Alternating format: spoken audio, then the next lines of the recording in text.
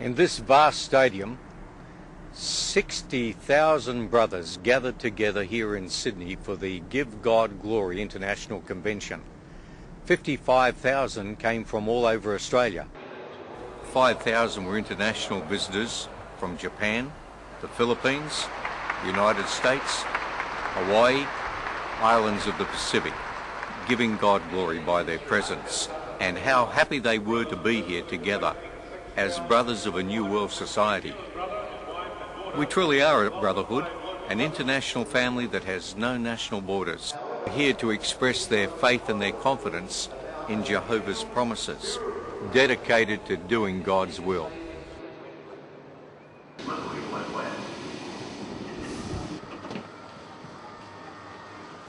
Every day, 20,000 arrive by train, some of them in special trains organised by the rail authorities, moving orderly and quietly to the vast Olympic Stadium.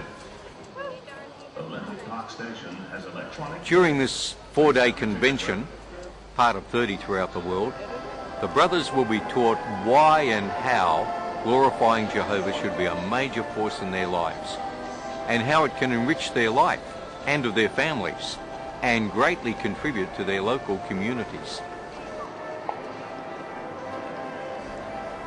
Scattered around the stadium are 400 to 500 buses, some from distant parts of Australia, travelling for many days and nights to the largest convention ever held.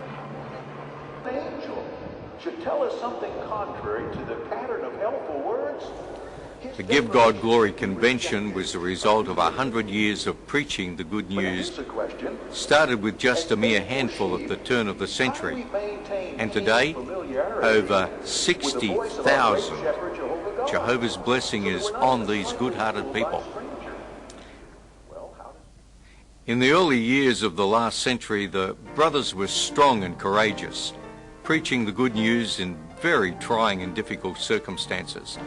This vast country, the size of Europe or the United States, with at that time limited roads and its very harsh climate of summer heat, it made the ministry hard. A lot of the work was done on foot or bicycle.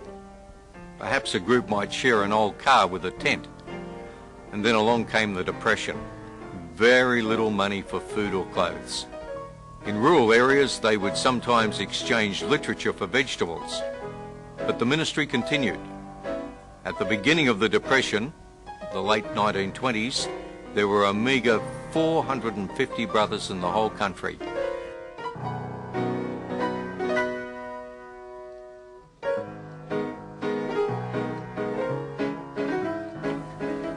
It was a time when everyone knew everybody.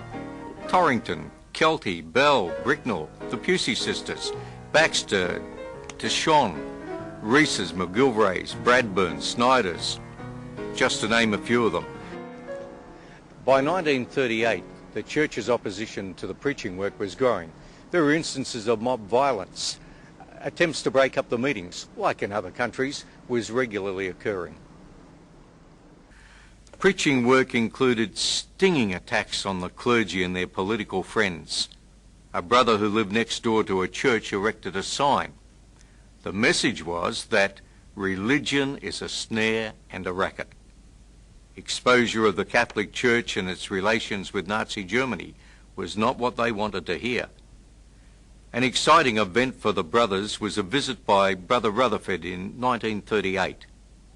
Brother Rutherford boldly gave the talk entitled Freedom or Romanism. Intense efforts were made to censure his public talk. He became the centre of great publicity, and as a consequence, 10,000 came to hear him, with only 1,300 witnesses in all of Australia. While giving a talk to the brothers, he asked, "Where are all the children?"